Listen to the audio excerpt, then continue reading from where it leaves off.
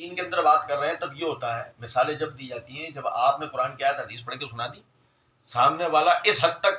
کہ میں قرآن کی آیت حدیث پڑھ کے سنا، اب اگر بات اس کے لیے مشکل ہے اس آیت یا حدیث کو سمجھانے کے لیے مثال دے دی، جیسے میں نے سگنل کی مثال دی تھی،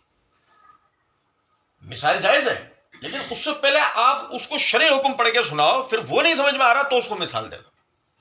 جیسے کہ خود نبی صلی اللہ علیہ وسلم سمجھانے کے لیے مثالیں دیا کرتے تھے، فرمایا کہ جنت کے اندر جنگل کے اندر ایک ایسا درخت ہے جس کی مثال مومن کی ہے۔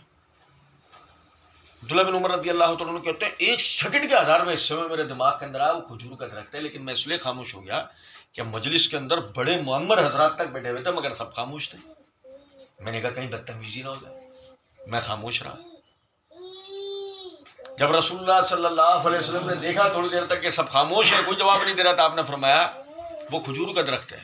کہ جس کی مثال مومن کی ہے کہ حالات چاہے کیسے بھی کیوں نہ ہو وہ اپنی جڑ پہ کھڑا رہتا ہے،